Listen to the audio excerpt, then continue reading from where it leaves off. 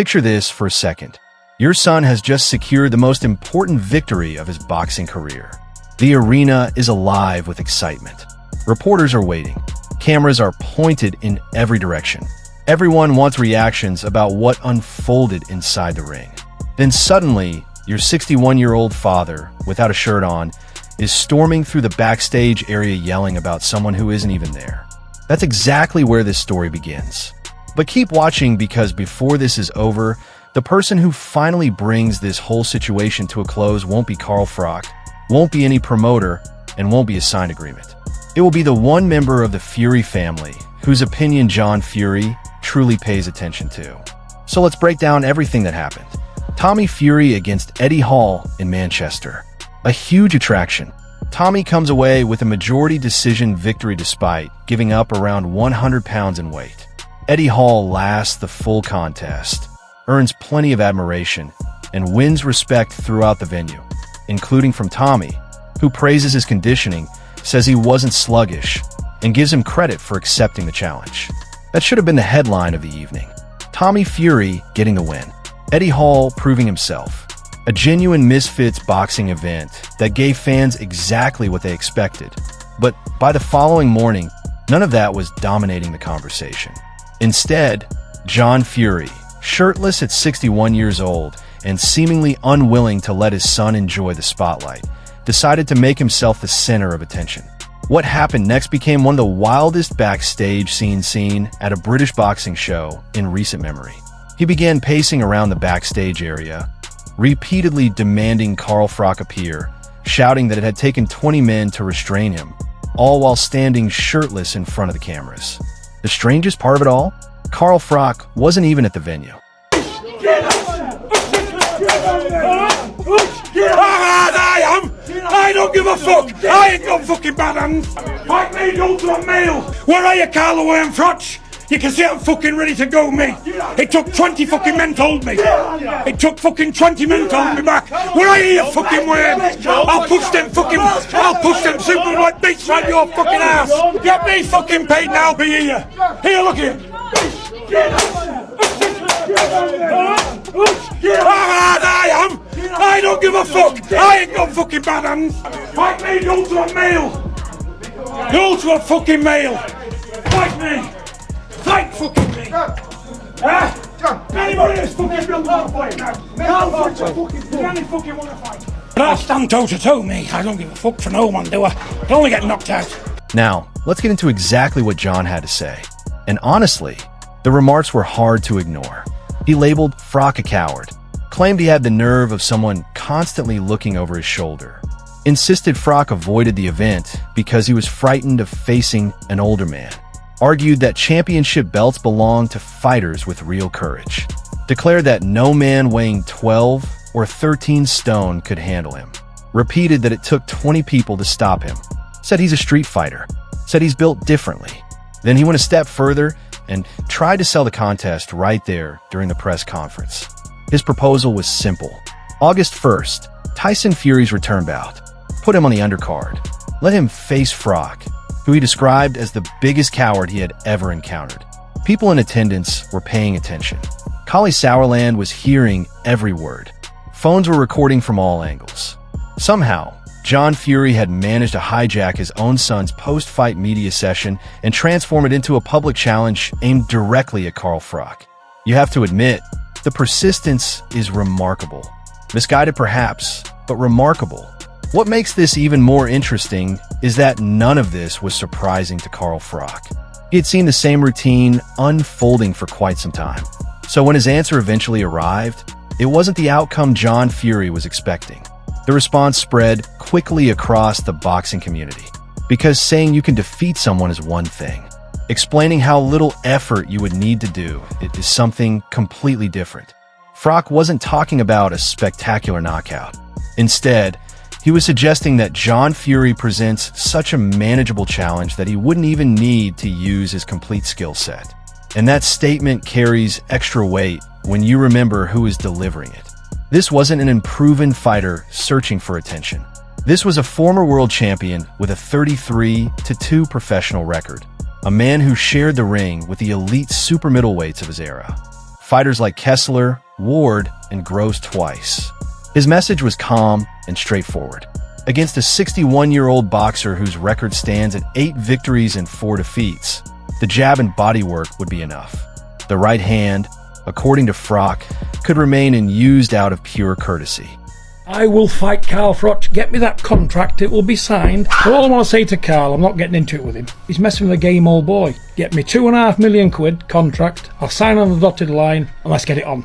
We don't need to a long time away, because that 61 ain't got that long.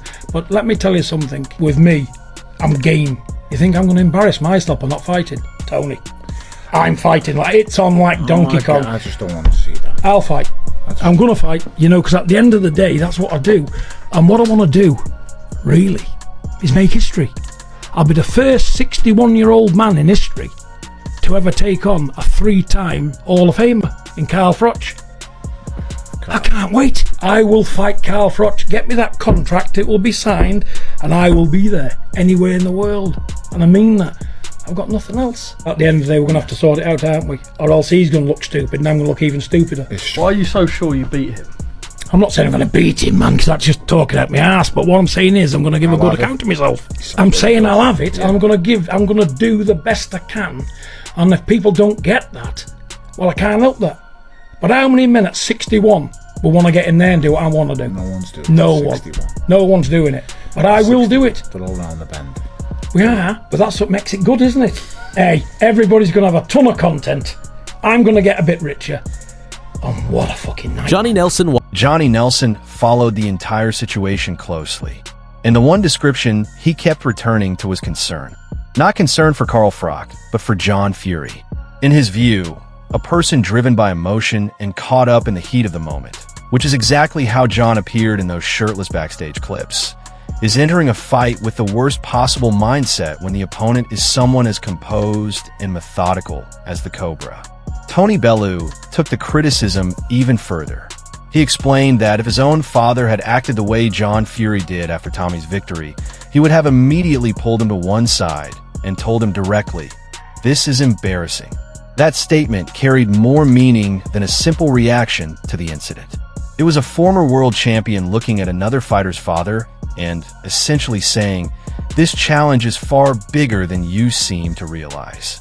But hold on, because this is where the story takes a completely different turn. Tyson Fury has now entered the conversation, and his public comments may have shut the door on the entire idea before it ever had a chance to become reality. Tyson, the lineal heavyweight champion, a man with first-hand experience at the highest level of the sport and someone who understands elite competition as well as anyone in boxing, made his position crystal clear. He said he would never allow the fight to happen. Not maybe, not under certain conditions. Never. End of discussion. For me dad at 60-odd-year-old wanting to fight Carl Froch, and Carl Froch trying to boost his name off an old man's name. Do you think I'm going to let me dad fight Carl Froch, backhand Carl Froch? Do you know what I mean? How's he going to fight 60-odd-year-old man? Have some brains, you silly fucker. But I remember Both of them. They need to fucking have a bit of sense and show some professionalism in this game. He brushed off the entire storyline that has been running for months as nothing more than promotion and publicity. The repeated challenges, the dramatic incidents, the press conference interruptions, the Misfits appearances, the phone conversations, the training clips. According to Tyson, every bit of it falls under entertainment rather than a legitimate fight being put together. Then came the comment that probably stood out more than anything else said during this whole rivalry. Tyson stated that instead of allowing his father, now in his 60s, to step into the ring against a former world champion, he would deal with Carl Froch himself if things ever reached that point. Think about that for a moment. The heavyweight champion of the world essentially volunteered to step in before his father ended up in a dangerous situation. That doesn't sound like someone who believes his dad walks away victorious. It sounds like someone who has seen Carl Froch preparing, heard Froch explain that a jab and some body work would likely be enough, and quickly concluded that this particular chapter of boxing theater should be stopped before it creates a real problem.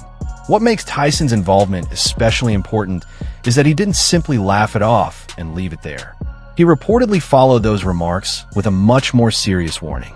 Behind the scenes, he advised his father that Froch remains a highly skilled, elite-level athlete who is still capable of causing genuine damage. Think about how significant that is. The heavyweight champion of the world warning his own father about Carl Froch. Seriously, when Tyson Fury, a man who has shared the ring with Deontay Wilder on 3 occasions and Alexander Usyk twice, tells you that an opponent is dangerous, that assessment carries weight. This is an analysis from somebody unfamiliar with combat sports. It's arguably the most informed evaluation of Froch's abilities that anyone involved in this entire saga has offered. And that may be the reason this proposed fight never becomes reality.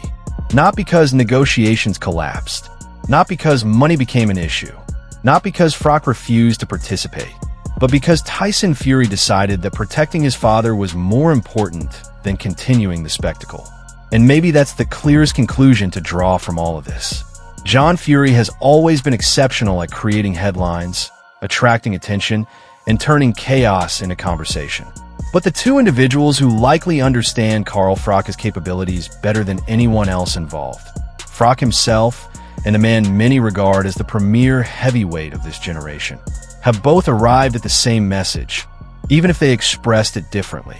This matchup may not be anything like what John Fury believes it would be. Now let me know your thoughts below. Does Tyson Fury succeed in putting a stop to this situation once and for all?